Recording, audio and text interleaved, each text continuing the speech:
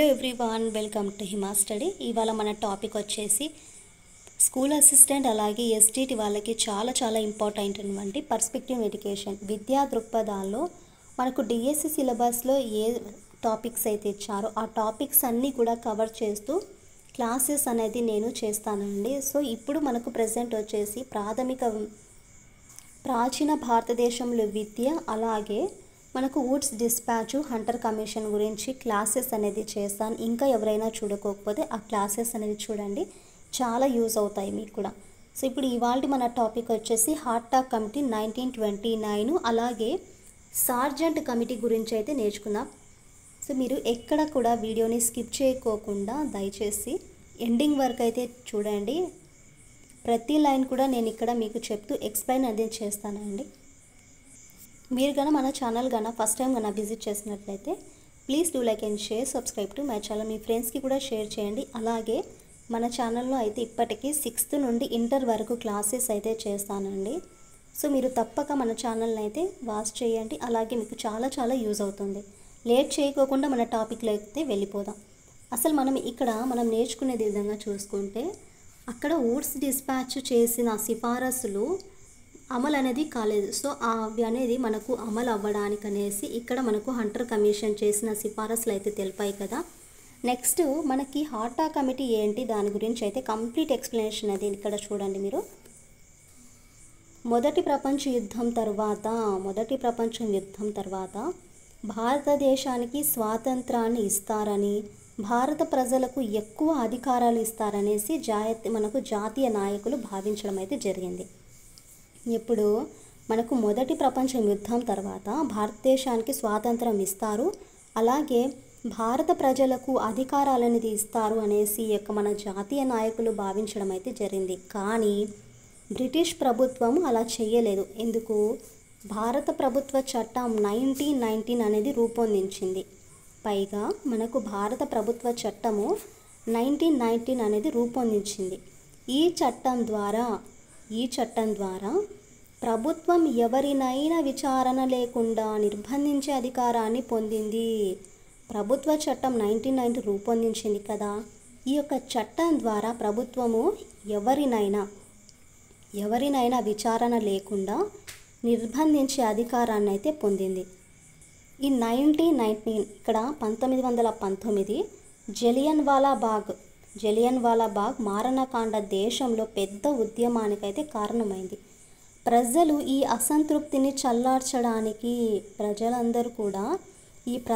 ఈ అసంతృప్తిని చల్లార్చడానికి 1927లో బ్రిటిష్ ప్రభుత్వం అనేది సైమన్ కమిషన్ను నియమించింది. ఈ యొక్క జలియన్వాలా బాగ్ మారణకాండ దేశంలో ఒక ఉద్యమానికైతే కారణమైంది కదా. సో ఈ యొక్క ప్రజల యొక్క అసంతృప్తిని చల్లార్చడానికి మనకు బ్రిటిష్ ప్రభుత్వం సైమన్ కమిషన్ను 1927లో నియమించింది. బ్రిటిష్ ప్రభుత్వము సైమన్ కమిషన్ను 1927లో నియమించడం అయితే జరిగింది. సో ఈ కమిషన్లో ఒక్క భారతీయుడు కూడా లేనందువల్ల భారతీయులందరూ కూడా ఈ కమిషన్ను బహిష్కరించారు. భారతీయులు లేకపోవడం వల్ల భారతీయులు బహిష్కరించారు. ఎక్కడ?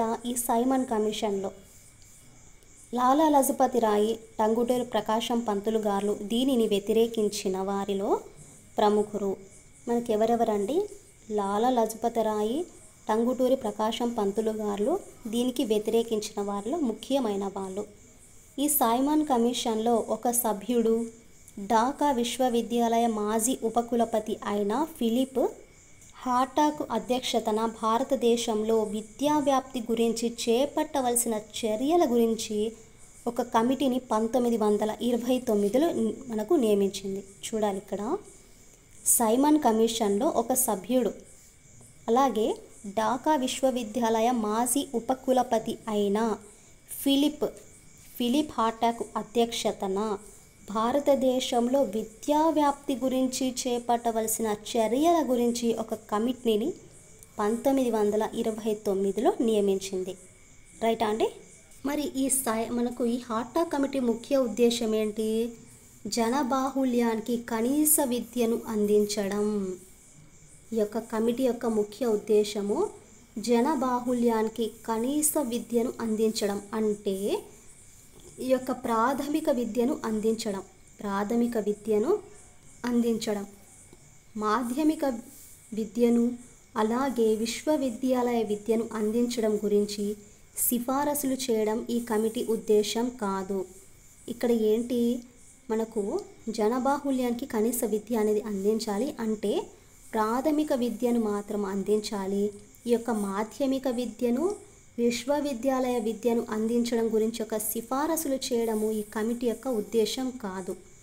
మరి ఈ కమిటీ ముఖ్యంగా ప్రాథమిక విద్యా వ్యాప్తికి కొన్ని సూచనలు అయితే చేసింది. చాలామంది విద్యార్థులు ప్రాథమిక విద్య పూర్తి కాకముందే బడి మానివేస్తున్నారని, అదే తరగతిలో కొనసాగుతున్నారనేసి భావించారు. దీనిని వృధా స్తబ్దత అన్నారు.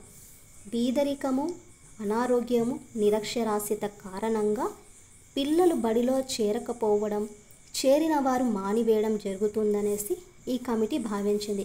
దీనికి సంబంధించిన కంప్లీట్ ప్రాక్టీస్ బిట్స్ అయితే ఉన్నాయండి. ఫస్ట్ మనం ఇక్కడ లెసన్స్ అన్నీ అంటే టాపిక్స్ అన్నీ కవర్ చేసిన తర్వాత ప్రాక్టీస్ బిట్స్ అనేది చేద్దాం. చాలా ఇంపార్టెంట్గా మనకు బిట్స్ అనేది ఇచ్చారండి. సో ఇది కంప్లీట్ చేసుకున్న తర్వాత వాటిని అయితే నేర్చుకుందాం. మనము ఇక్కడ లెసన్ నేర్చుకునే కదా ప్రాక్టీస్ బిట్స్ అనేది చేస్తాము. సో ఇక్కడ ఉండే టాపిక్స్ అన్నీ కవర్ చేద్దాము. ఇక్కడ కమిటీ ఏమని భావించింది చూడండి. ఇక్కడ ప్రాథమిక విద్య పూర్తి కాకముందే బడి మానివేయడం, లేకుంటే అదే తరగతిలో వాళ్ళు ఉండడము, దీనిని వృధా లేకుంటే స్తబ్దత అంటే ఒకే చోట ఉండడం. ఎందుకు? బీదరికము, అనారోగ్యము, నిరక్షరాస్యత కారణంగా పిల్లలు అనేది బడిలో చేరకపోవడం, చేరిన వారు కూడా మానివేయడం జరుగుతుందనేసి ఈ హార్ట్ టాక్ కమిటీ భావించింది. మరి ప్రాథమిక విద్యను నిర్బంధం చేయాలని, ప్రాథమిక విద్య గుణాత్మకంగా ఉండాలని, పాఠశాలపై పర్యవేక్షణ పెంచాలని, నిర్దిష్ట కాల నిర్ణయ పట్టిక ఉండాలని, ప్రాథమిక విద్యా వ్యవధి 4 సంవత్సరాలు ఉండాలని, తగినంత మంది ఉపాధ్యాయులు నియమించాలని ఈ కమిటీ అయితే సూచించిందండి. మనకి హార్ట్ టాక్ కమిటీ ప్రాథమిక విద్యను నిర్బంధం చేయాలని, అలాగే ప్రాథమిక విద్య గుణాత్మకంగా ఉండాలని, పాఠశాలపై పర్యవేక్షణ పెంచాలని, ఒక నిర్దిష్ట కాల నిర్ణయ పట్టిక, ప్రాథమిక విద్య వ్యవధి 4 సంవత్సరాలు ఉండాలి, తగినంత మంది ఉపాధ్యాయులు నియమించాలనేసి మనకు ఈ హార్ట్ టాక్ కమిటీ 1929 అయితే సూచించింది. మాధ్యమిక స్థాయి విద్య కేవలం పరీక్ష కోసమే అన్నట్లుగా ఉంది. మాధ్యమిక స్థాయి విద్య కేవలము పరీక్ష కోసం అన్నట్లుగా ఉంది. ఈ యొక్క మాధ్యమిక స్థాయి చివరి పరీక్ష అయినా, మెట్రిక్యులేషన్ పరీక్షలో ఉత్తీర్ణులు అయినా వారి సంఖ్య చాలా తక్కువగా ఉంది.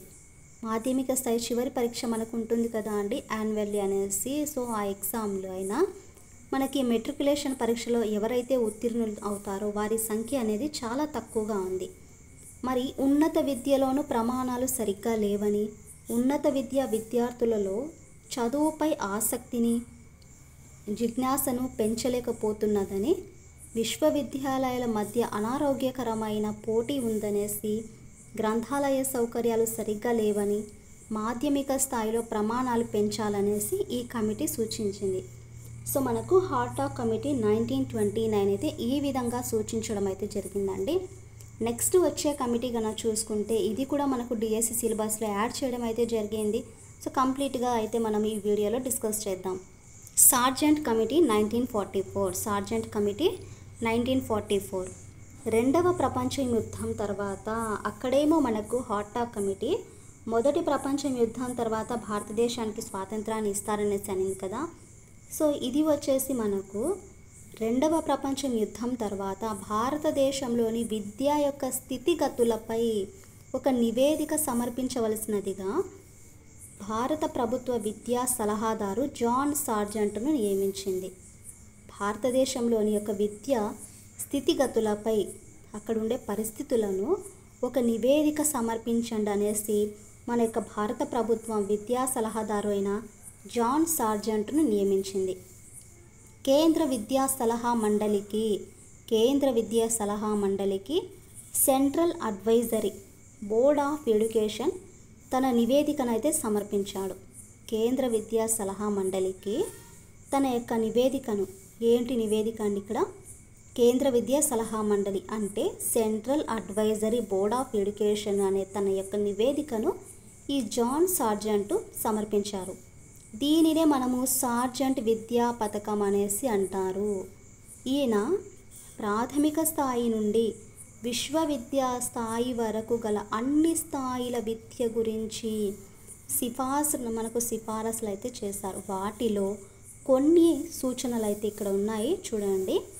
ఏంటి ఆ సూచనలు గన చూసుకుంటే 6 నుండి 14 సంవత్సరాల వయసు గల బాలబాలికలందరికీ నిర్బంధ ఉచిత విద్య అంటే ప్రాథమిక విద్యను అయితే అందించాలి. నెక్స్ట్ 11 నుండి 17 సంవత్సరాల వయసు వారికి పాఠ్య ప్రణాళిక 2 రకాలుగా ఉంటుంది. మనకి ఏంటి, ఒకటేమో సాధారణ ఉన్నత పాఠశాలలు, 2 వృత్తి విద్య ఉన్నత పాఠశాలలు.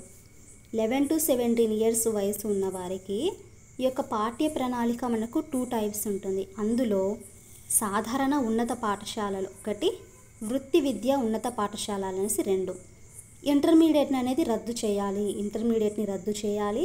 11వ తరగతి హై స్కూల్లోను, 12వ తరగతి పియూసి అంటే ప్రీ యూనివర్సిటీ కోర్స్గా కళాశాలలోనే ఉండాలనేసి ఈ యొక్క సూచనలు.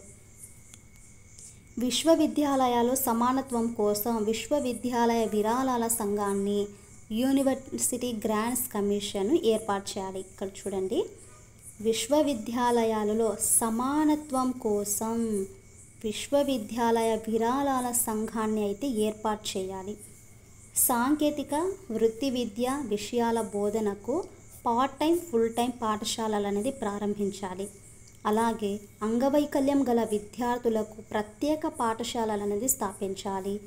ప్రీ బేసిక్ జూనియర్ బేసిక్ పాఠశాలలో 30 మందికి ఒక శిక్షణ పొందిన ఉపాధ్యాయుడు అయితే ఖచ్చితంగా ఉండాలి. ఈ యొక్క సీనియర్ బేసిక్ స్థాయిలో 20 మంది విద్యార్థులకి ఒకరైతే ఉపాధ్యాయులుగా ఉండాలి. విద్యార్థులకు తగిన ఉపాధి అవకాశాలను సూచించడానికి ఉపాధి కేంద్రాలను ఎక్స్పెరిమెంట్ ఎక్స్చేంజెస్ను స్థాపించాలి. అన్ని స్థాయిల విద్య గురించి సిఫారసు చేసిన కమిటీలలో ఇది మొదటిది. ఏంటండి ఆ కమిటీ? Sergeant committee. సో ఇది ఫ్రెండ్స్ మనకి హార్టాగ్ కమిటీ అలాగే సార్జెంట్ కమిటీ గురించి అయితే నేర్చుకున్నాం కదా. నెక్స్ట్ క్లాస్లో మీకు స్వాతంత్ర అనంతరం యొక్క, ఇక్కడ చూడండి, స్వతంత్ర అనంతర కాలంలో విద్య, మాధ్యమిక విద్యా కమిషన్ 1950 to 53, దీనినే మనము ముదలియార్ కమిషన్ అంటాం కదా అండి. ఆ టాపిక్ అయితే నేర్చుకున్నాం. ఐ హోప్ మీ క్లాస్ నచ్చిందనేసి అనుకుంటున్నానండి.